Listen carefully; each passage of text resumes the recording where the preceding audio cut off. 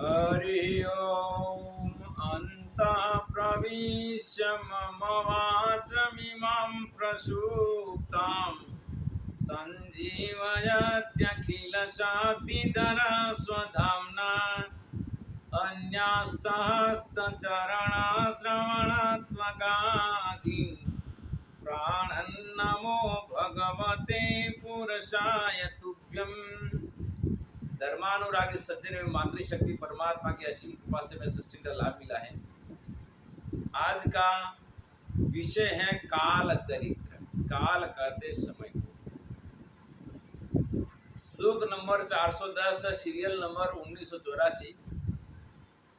मातुलो यस्य गोविंदः पिता यस्य धनंजयः सोपि कालवशं प्राप्तः कालो हि दुरतिक्रमः।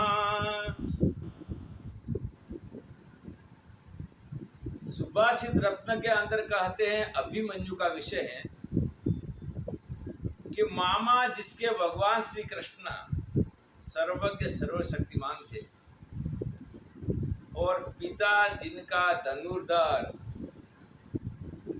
अर्जुन महान पराक्रमी अर्जुन थे, फिर भी काल अभिमन्यु को नहीं बचा पाया। महाभारत का युद्ध के अंदर अभिमन्यु को वीर गति प्राप्त हुआ। काल के अतिक्रमण कोई नहीं कर सकता, क्योंकि ये पूर्व जन्म के कर्म के अनुसार शरीर का जाति आयुष और सुख दुख का भोग निश्चित हो जाता है और जो जन्मता है इसका नाश तो होता ही है। ये करके काल का अतिक्रमण कभी नहीं हो सकता। हाँ, विधेय केवल मोक्ष के अंदर सूक्ष्म शरीर का नाश होकर जो केवल मोक्ष में जाता है, तब वो काल की गति से रहित हो सकता है।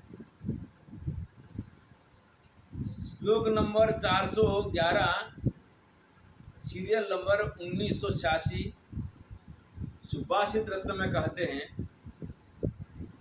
म्रियमाणं मृतं बंधुं शोचन्ते परिदेविनः आत्मानं नानुशोचन्ति कालेन कवलीकृतम्। म्रियमाणं मृतं बंधुं, मरे हुए जो मृत बंधु परिवार के हैं उनको शोचन्ते परिदेविनः, उनको शोक करके जो रोने लगते हैं, बार बार व्याकुल होते हैं और वो वापस आने वाले हैं नहीं, परंतु अपना विचार नहीं करते। आत्मानं नानु सोचन्ति कालेन कवलीकृतम्, अपना आत्मस्वरूप का विचार नहीं करते हैं कि मुझे भी ये शरीर छोड़ के जाना है। शरीर छोड़ के जाना है तो मेरे पास कुछ सामग्री भी होनी चाहिए, क्योंकि आगे मेरे कर्म ही धर्म ही हमारे साथ चलेंगे। इसीलिए कालेन केवलीकृतम्। श्लोक नंबर 412 सीरियल नंबर 1989 भोज प्रबंध में कहते हैं, पंडिते चैव मूर्खे च बलवत्यापि निर्बले ईश्वरे च दरिद्रे च मृत्युः सर्वत्र तुल्यता। भोज प्रबंध में कहते हैं कि पंडिते चैव मूर्खे च, चाहे पंडित हो या मूर्ख हो, बलवत्यपि निर्बले, और चाहे वो बलवान हो या निर्बल हो, बलवान हो या निर्बल हो, ईश्वर च दरिद्र च मृत्यु सर्वत्र दुर्लभ। ईश्वर का यहाँ पर मृत्यु नहीं होता, यहाँ माया विशिष्ट चिंतन नहीं कहते हैं। ईश्वर का शक्य संबंधो लक्षण धनवान, धनवान, और दूसरी बात नरेश कहते राजा को। नराणाम ईशः इति नरेश, जिसके नियंत्रण के अंदर असंख्य लोग, और वैसा बहुत बड़ा उद्योगपति के नियंत्रण में कई गरीब और कई अन्य अधिकारी भी वहाँ काम करते हैं, जैसे टाटा, बिरला, अंबानी। तो वैसे लोगों के लिए चाहे गरीब हो या अमीर हो, मृत्यु हो सर्वत्र तुल्यता, मृत्यु सबके लिए समान है। सीरियल नंबर 1991, श्लोक नंबर 413। महाभारत शांति पर्व के अंदर, महाभारत स्त्री पर्व में कहते हैं, कालः पचति भूतानि कालः संहारते तथा कालः सुप्तेषु जागर्ति कालो हि दुरतिक्रमः।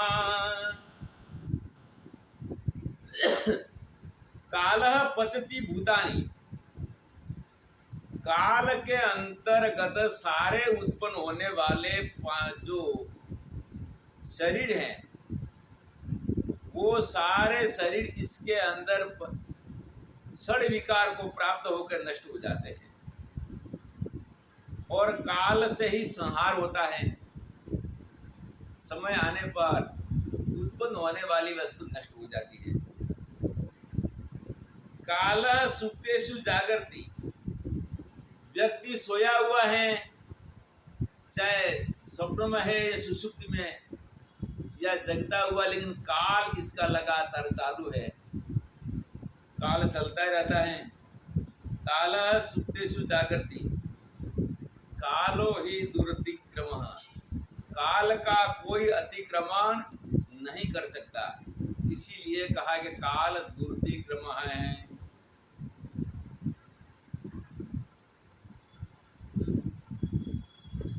श्लोक नंबर 414, सीरियल नंबर 1996, महाभारत विश्व में कहते हैं, न शास्त्रेण शौर्येण तपसा तपसा मेघयान च न धृत्या न पुनस्त्यागान् मृत्यो कश्चित् विमुच्यते। न शास्त्रेण न शौर्येण, न शस्त्र के द्वारा या शूरवीरता के द्वारा, तप के द्वारा, या बहुत विद्वान बनने के बाद भी काल का कोई अतिक्रमण नहीं करता, और साथ साथ धैर्य वाली बुद्धि हो, बुद्धि से, धैर्य से, और कितना भी अगर त्यागी महान व्यक्ति विरक्त हो, परंतु मृत्यु सबके लिए निश्चित है। जात सही ध्रुव मृत्यु, जो जन्मा है इसका मृत्यु निश्चित है, क्योंकि उत्पत्तिमत्वात् यत्र यत्र उत्पत्तिमत्वं तत्र तत्र मृतत्वं यथा घट। जो जो उत्पत्ति वाले हैं उनका विनाश निश्चित है, जैसे घड़ा। श्लोक नंबर 415, सीरियल नंबर 1998, महाभारत शांति पर्व में कहते हैं, दुर्बलम बलवंतं च शूरं वीरुं जडं कविं अप्राप्त सर्व कामार्थान् मृत्युरादाय गच्छति। दुर्बलम बलवंतं च, चाहे दुर्बल हो या बलवान हो, शूरवीर हो या फिर वीरू डरने वाला हो, चाहे मूढ़ हो, अज्ञानी पागल जैसा, चाहे बहुत बड़ा कवि हो, कवि का मतलब विद्वान, अप्राप्त सर्व कामार्थान, और जिसने सारे कामों को जिसने पूर्ण कर दिया है, लेकिन फिर भी मृत्यु उसको लेके चल जाती है। जो शरीर जिसका उत्पन्न हुआ, इसका मृत्यु किसी प्रकार से भी निवारण नहीं होता, इसका निश्चित है। और जो चिरंजीवी है उनका भी कल्प के अंत में शरीर जाने वाला ही है। ये करके मृत्यु सर्व के लिए निश्चित है। श्लोक नंबर 416, सीरियल नंबर 2001। इदमद्य करिष्यामि कर्तास्मीति वादिनं कालो हरति संप्राप्तो नदीवेग इव द्रुमम्। इदमद्य करिष्यामि, मैं आज ये कर लूंगा। और कर्ता अस्मीति वादिनं, मैं इसका करता हूं और मैं ये कार्य आज निश्चित करूंगा। परंतु काल जब आता है तो काल को कोई भी प्रकार से रोक नहीं पाता। जैसे नदी का वेग है, नदी का वेग को वृक्ष को बहा जाते हैं। नदी के अंदर ज्यादा पुराने पर किनारे वाले वृक्ष भी इसमें बह के चले जाते हैं। जैसे काल आने पर जो व्यक्ति कार्यरत है, जो कार्य कर रहा है, लेकिन वो कार्य मैं करूंगा इसके लिए सक्षम हूँ, पर जो समय आएगा, मृत्यु आएगा, तो फिर वो कार्य भी इसका अधूरा रहेगा। इसीलिए काल का अतिक्रमण कोई नहीं कर सकता। श्लोक नंबर 417, सीरियल नंबर 2005। न मंत्रा न तपोदानं न मित्राणि न बांधवा शक्नुवन्ति परित्रातुं नरम कालेन पीड़ितम्। पद्म पुराण में कहते हैं कि न मंत्रा न तपोदानम, काल से पीड़ित मनुष्य चाहे मंत्र तप दान कितना भी कर ले, फिर इसके पास चाहे मित्र और बांधव भी क्यों न हो, कोई भी इसको मृत्यु से नहीं बचा सकते। शक्नुवन्ति परितम नरम कालेन पीड़ितम, काल के मुख में सारे हैं। काल के मुख में सारे होने से इसको मृत्यु से किसी प्रकार कोई भी नहीं बचा सकता। मृत्यु निश्चित है। श्लोक number 418, serial number 2010, Skanda Purana में कहते हैं यस्य वा मृत्युना संख्यम यो वा शाद जरा मरः यस्येदं युज्यते वक्तुम इदं सोमे भविष्यति। स्कंद पुराण में कहते हैं जिसकी मृत्यु के साथ मित्रता हो जाए, जो अजर अमर हो जाए, वही यह कह सकता है कि मैं कल ये होगा।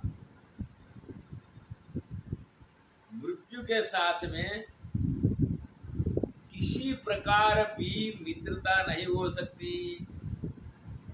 और मृत्यु के साथ मित्रता होने वाला व्यक्ति कहता है कि मैं अजरामर हो रहे करूंगा, अन्य किसी प्रकार शक्य नहीं है। इसीलिए न मृत्यु के साथ मित्रता हो सकती है, मृत्यु निश्चित है। और जितने भी उत्पन्न होने वाले शरीर हैं वो सारे के सारे मृत्यु को प्राप्त होंगे। और विदे केवल्य के अंदर भी वहां पर ब्रह्मा जी का के भी शरीर लय हो जाता है। इसके साथ ब्रह्मलोक के सारे जीव के शरीर, सूक्ष्म शरीर लय होकर केवल मोक्ष प्राप्त करते हैं। अब आखिरी श्लोक है 419, सीरियल नंबर 2011, सुभाषित रत्न के अंदर कहते हैं स्वमस्तक समारूढ़ं मृत्युं पश्येत् जनो यदि आहारोपि न रोचेत किमुतान्या विभूतयः।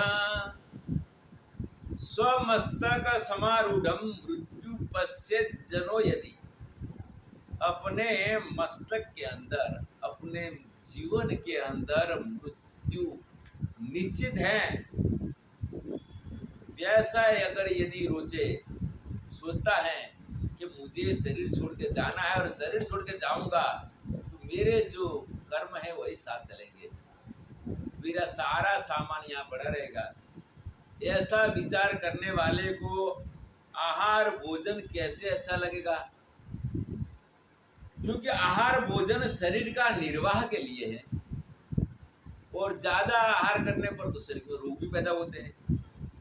तो ये करके यहाँ पर प्रतिदिन व्यक्ति इसका विचार किया करे, जन्म मृत्यु जरा व्याधि दुख दोषानुदर्शनम, गीता में कहा है जन्म मृत्यु जरा व्याधि, इसका विचार करके निरंतर कर्तव्य परायण बने, शास्त्रीय कर्म शास्त्र विधि अनुसार कर्म किए और जीवन जिए, और इस जन्म के अंदर ज्ञान ध्यान के द्वारा अपना कल्याण करके इस काल चक्कर से मुक्त होने के लिए आध्यात्मिक मोक्ष को प्राप्त करे। हरि ओम तत्सत।